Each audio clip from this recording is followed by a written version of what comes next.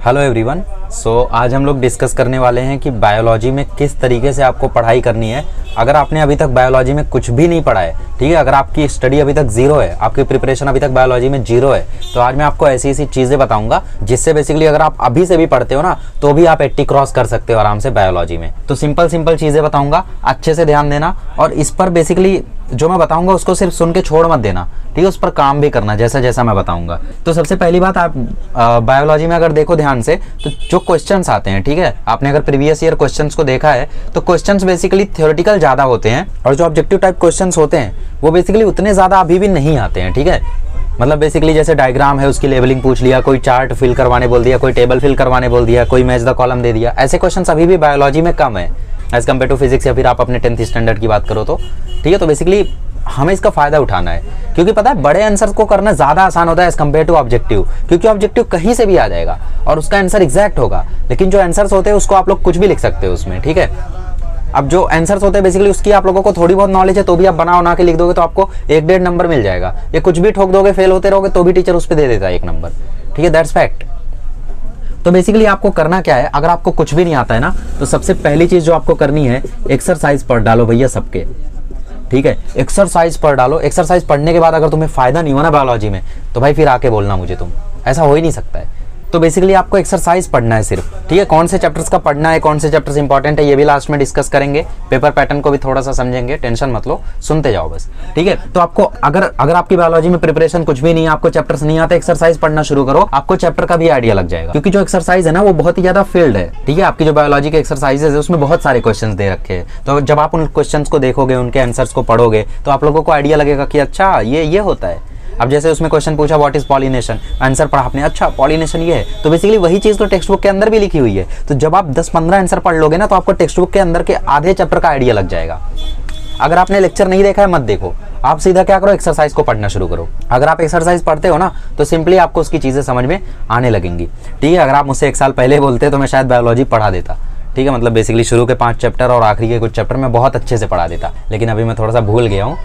Anyways, तो basically अगर आपको चैप्टर का कोई आइडिया नहीं है तो आप लेक्चर्स को मत देखो, सबसे पहले आप एक्सरसाइज पढ़ो, एक्सरसाइज के क्वेश्चंस को देखो, उन्हें समझो, ठीक है, क्योंकि अगर आप एक्सरसाइज को अच्छे से पढ़ लेते हो ना तो फिर मोस्टली चैप्टर आपका ऐसे ही हो जाएगा। दूसरी चीज़ आपको ये करनी है कि जो उसमें डेफिनेशंस दिए रहते हैं, जो लॉज दिए रहते हैं ना, मतलब 1 लाइनर्स जो होते हैं उनको अच्छे से कर लो, क्योंकि बायोलॉजी में 1 लाइनर्स बहुत आएंगे, ठीक है, कम से कम 8-10 नंबर के आपको 1 लाइनर्स मिल जाएंगे। डिफाइन ये, डिफाइन वो, what is this, what is that, ऐसे क्वेश्चंस आपको भरे पड़े मिलेंगे। तो जो भी डेफिनेशन दिखती हैं, जो भी लॉज दिखते हैं, 1 लाइनर्स बेसिकली उनको अच्छे से कर लो। तीसरी चीज, जो आप लोगों को टेबल्स दिखते हैं ना चैप्टर्स में, टेबल्स हो गए या फिर चार्ट्स हो गए, जो भी चीज़ें जैसे ब्लड सर्कुलेशन वगैरह, रेस्पिरेशन वगैरह वाले जो चैप्टर है ना, उनसे कोई भारी क्वेश्चन ऐसा नहीं आ जाएगा। उनसे बेसिकली पहली प्रायोरिटी उन लोग किसको देंगे, लेबलिंग द डायग्राम वगैरह को देंगे। तो टेबल्स देखो, फ्लो चार्ट्स देखो, ठीक है। चौथी चीज़ लेबलिंग द डायग्राम, ठीक है, डायग्राम्स देखो, जैसे ह्यूमन हार्ट दे दिया, ठीक है, और उसकी उन लोगों ने लेबलिंग पूछ ली, या फिर लीवर दे दिया, या फिर कुछ भी ऐसा उन लोग दे सकते हैं एग्जाम में जिसकी तुम्हें लेबलिंग को करने को बोले। तो ये क्वेश्चन तो आना पक्का है, 1 से 2 क्वेश्चन रहता है डायग्राम को लेबल करने का। तो डायग्राम तो बेसिकली पूरी टेक्स्ट बुक में जो सबसे इंपॉर्टेंट डायग्राम्स है ना उनको कर डालो आप लोग, ठीक है।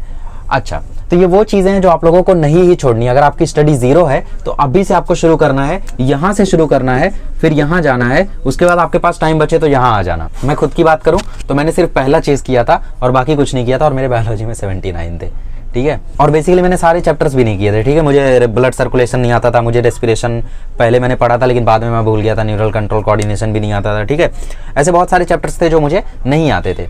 अच्छा, तो ये तो वो बात हो गई कि भाई क्या क्या करना है। अब हमें ये जानना है कि भाई इंपॉर्टेंट चैप्टर्स कौन है, वो तो बताओ। देखो, अब मैं आपको बायोलॉजी में सारे इंपॉर्टेंट चैप्टर्स बता देता हूँ, ठीक है, बायोलॉजी में सारे इंपॉर्टेंट चैप्टर्स बता देता हूँ। और पिछली जो क्लास 12th की स्ट्रेटजी वीडियो थी उसमें मैंने आपको लाइव प्रूफ दिखाया था कि आप लोग कैसे सिर्फ इन चैप्टर्स को करके 52 मार्क्स ला सकते हो, ठीक है। चाहिए तो मैं प्रूव कर सकता हूँ। चलो देखो, साइड में बोर्ड का पेपर चल रहा है 2024 का, और इसमें से वो क्वेश्चन मैं मार्क कर देता हूँ जो क्वेश्चन इन पर्टिकुलर चैप्टर से आते हैं, आपका 40 पार हो जाएगा। देखा आप लोग ने, तो बेसिकली 52 मार्क्स सही में आप लोग ला सकते हो। अब देखो 52 मार्क्स वहां पे आया था उन चैप्टर से, अब जरूरी नहीं है आपकी 52 में से 52 ले आओ, हो सकता है 46 ले आओ, 45 ले आओ, लेकिन वो चैप्टर्स इतने कम हैं और इतने छोटे हैं कि उनको अगर आप करने जाओगे ना तो बहुत ही आसानी से कर जाओगे, ठीक है। और ऐसा तो है नहीं कि बाकी पेपर आप खाली छोड़ दोगे, बाकी पेपर में भी तो हो सकता है कि किसी क्वेश्चन में तुक्का लग जाए या किसी क्वेश्चन में आपको आता हो, आजू बाजू से थोड़ी हेल्प मिल गई हो, तो मिला जुला के आप लोग 80 मार्क्स तक आराम से जा सकते हो, ठीक है, वैसे तो 52 आ गया तो 80 क्रॉस ही है, लेकिन हमने मान लिया कि चलो 52 में से तुम्हारा 44 43 आया, तो क्या बाकी 28 मार्क्स का पेपर है तो 52 तो ये हुआ, अब इसमें से 46 मार्क्स का पेपर बचा है, 98 मार्क्स का आता है ना विथ ऑप्शन, तो जो 46 मार्क्स का पेपर बचा हुआ है तो उसमें क्या तुम बेसिकली कुछ नहीं करोगे, 46 में से कम 7-8 तो लाओगे, 10 तो लाओगे भाई, तो बेसिकली 80 क्रॉस हो जाएगा तुम्हारा, गारंटीड है। ठीक है, 80 नहीं चलो 75 क्रॉस होगा, 70 क्रॉस होगा। ठीक है, अच्छा कुछ लोग अब सोच रहे हैं फिर भी 80 नहीं हुआ, तो अरे भाई जीरो प्रिपरेशन से तुम्हारा 70 भी क्रॉस हो जाए तो बड़ी बात है, वैसे हो जाएगा 80 क्रॉस। अच्छा अभी हम लोग चैप्टर्स को देख लेते हैं कि मैं किन चैप्टर्स की बात कर रहा था। सबसे पहला चैप्टर रिप्रोडक्शन इन प्लांट्स, ठीक है। दूसरा चैप्टर था रिप्रोडक्शन इन एनिमल्स, मतलब lower plant and animal, higher plant and animal, बात वही है, ठीक है। Third chapter inheritance and variation. Fourth chapter molecular basis of inheritance. पांचवा चैप्टर ओरिजिन ऑफ लाइफ, ठीक है। इसके बाद आपके सीधा 11 चैप्टर पर हम लोग जंप करेंगे, एनहेंसमेंट ऑफ फूड प्रोडक्शन, ठीक है। 12वां chapter biotechnology. 13 chapter organism and population. फिर आपका 14 चैप्टर आता है इकोसिस्टम, ठीक है। फिर लास्ट आता है बायोडाइवर्सिटी वगैरह से रिलेटेड, ठीक है, एनवायरमेंटल चैप्टर्स हैं। तो इसमें से देखो आपको भारी चैप्टर्स कौन से पढ़ेंगे पता है, इसमें से मैं आपको भारी चैप्टर्स बताता हूँ। सिर्फ ये बायोटेक्नोलॉजी वाला जो चैप्टर है और एनहेंसमेंट ऑफ फूड प्रोडक्शन का थोड़ा सा पार्ट, ये आपको भारी पड़ेगा। बाकी सारे जो चैप्टर्स है ना वो इतनी ईजी है। सबसे खास बात बताऊँ क्या है, सबसे खास बात ये है कि ये जो चैप्टर्स है ना ये हाईएस्ट वेटेज कैरी करते हैं पूरे बायोलॉजी में, और इन चैप्टर्स को करना इतना आसान है कि अगर आप इन लोग सिर्फ इसकी एक्सरसाइज कर लोगे ना आप लोग, तो बेसिकली आपको पूरा चैप्टर आ जाएगा। आप पढ़ के देखो एक बार, आप बोर्ड एग्जाम का पेपर उठा के देख लो, इससे एक्सरसाइज से क्वेश्चन आया है, इससे एक्सरसाइज से क्वेश्चन आया है, डीएनए फिंगरप्रिंटिंग, ठीक है। फिर एक्सपेरिमेंट्स हो गए, ग्रेगर मॉडल, ठीक है, तो बेसिकली मेंडल का मॉडल हो गया, फिर ऐसी सारी चीजें हैं। फिर इसमें वन लाइनर्स आते हैं ओरिजिन ऑफ लाइफ से, ठीक है। तो बेसिकली ये 5 चैप्टर्स इतने ईजी है ना, और इनकी एक्सरसाइज अगर आप पढ़ लेते हो तो आप लोगों को फिर इनके क्वेश्चन करने से कोई नहीं रोक पाएगा, ठीक है। तो इनको पढ़ने का मैं पैटर्न आप लोगों को बता देता हूँ। देखो इन सभी चैप्टर्स को आपको पढ़ना कैसे है। सबसे पहली बात, इनके लिए आपको कोई वन शॉट ढूंढ लेना है, सिंपल सा बोर्ड्स का वन शॉट, ठीक है। बहुत सारे वन शॉट भरे पड़े मिल जाएंगे, मुझे पता है, कहीं पर 2-2.5 घंटे में पढ़ाया हो तो ढूंढ लो, ठीक है, और उनके वन शॉट्स को देख डालो। अब वन शॉट्स को देखने के बाद तुम्हें एक तसल्ली रहेगी कि हाँ मुझे इस चैप्टर का थोड़ा सा आइडिया है। 2-2.5 घंटे का वन शॉट है, 2x में देखो, 1.5 घंटे में खत्म करो, ठीक है। उसके बाद टेक्स्ट बुक से एक बार गो थ्रू करो। मैं नहीं बोल रहा हूँ याद करो, नहीं, सिर्फ गो थ्रू करो, हाँ ये टॉपिक था, क्योंकि एग्जाम में जरूरी नहीं है सब एक्सरसाइज से आए, ठीक है। ऐसा होगा भाई कि एक्सरसाइज से नहीं आएगा बहुत कुछ, तो बेसिकली चैप्टर भी थोड़ा बहुत आना चाहिए ना। हो सकता है अब की बार एक्सरसाइज से कुछ भी ना आए, आएगा, इतना टेंशन मतलब, कुछ तो आएगा एक्सरसाइज से, ठीक है, कुछ क्वेश्चंस।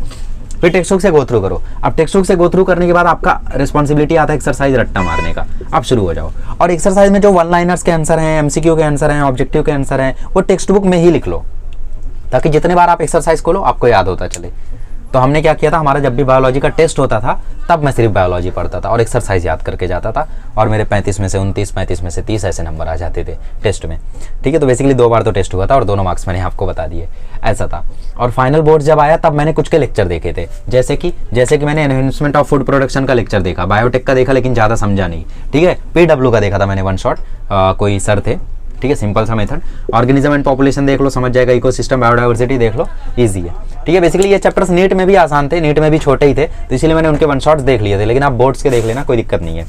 अच्छा, तो ये तो इन चैप्टर्स के लिए हो गया कि आपको टेक्स्ट बुक से एक बार गो थ्रू करना है, ठीक है। अब इन चैप्टर्स में से ये जो आखिरी के 3 चैप्टर हैं, इसमें आप लेक्चर नहीं भी देखोगे ना तो भी आपको चैप्टर समझ में आ जाएगा। अगर आप इनके लेक्चर नहीं भी देखते हो, आप डायरेक्टली टेक्स्ट बुक से गो थ्रू करते हो, तो भी आपको चैप्टर समझ में आ जाएगा, क्योंकि इतनी भारी चीज नहीं है। लेकिन मैं फिर भी रिकमेंड करूंगा कि सबके वन शॉट्स एक बार देखो। कितने चैप्टर हैं? 3-2-5, 3-2-5, 10 चैप्टर आपको करने हैं 15 में से सिर्फ। इसमें से चाहिए तो बायोटेक्नोलॉजी को लीव कर सकते हो, कोई दिक्कत नहीं है, ठीक है। 9 चैप्टर्स आपको करने हैं। अब इन चैप्टर्स का वन शॉट देख डालो, ठीक है। 9 दिन बहुत है भाई 9 चैप्टर्स के लिए। इन सभी के वन शॉट देख डालो। वन शॉट देखने के बाद टेक्स्ट बुक से गो थ्रू कर लो, एक्सरसाइज रट्टा मार लो। उसके बाद जो बचे हुए चैप्टर्स हैं, अब जो चैप्टर्स छूट गए हैं, जो चैप्टर्स मैंने इस लिस्ट में नहीं लिखे हैं, उन चैप्टर से आपको क्या करना है, वो सारी चीजें करनी है जो मैंने बाद में लिखा था, जैसे फ्लो चार्ट, डायग्राम, ठीक है, फ्लो चार्ट, डायग्राम, ठीक है, टेबल्स हो गए, मैच द कॉलम हो गए, ठीक है, वो सब करना है आपको बचे हुए चैप्टर से। इसके बाद अगर आपके पास टाइम बचता है, वैसे शायद ना बचे क्योंकि अब काफ़ी कम टाइम है बोर्ड्स का, लेकिन हो सकता है इसको 2026 का कोई देख रहा हो तो कमेंट कर दो। ये अगर कोई 2026 के लिए देख रहा है तो आई होप आपके पास थोड़ा सा टाइम होगा। तो अगर तुम्हारे पास टाइम है ना, तो बचे हुए चैप्टर्स के लेक्चर्स मत देखना, सिर्फ एक्सरसाइज से उनके वन लाइनर्स के आंसर याद करो, और बड़े आंसर से सिर्फ एक बार गो थ्रू करना, ठीक है। डाइजेस्ट होगी, टारगेट होगी, नवनीत होगी, जो भी होगी उससे पढ़ो, ठीक है, बचे हुए चैप्टर का एक्सरसाइज से एक बार गो थ्रू कर लो, टाइम है तो। टाइम नहीं है तो जो चैप्टर मैंने लिखा है सिर्फ इनको करके जाओ। अगर इनको तुम मास्टर करके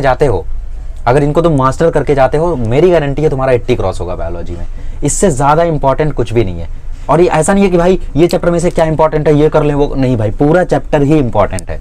मैंने बोल दिया बायोटेक्नोलॉजी तुम चाहो तो छोड़ सकते हो, लेकिन बाकी सारी चीज़ें में से कुछ भी छोड़ना नहीं चाहिए।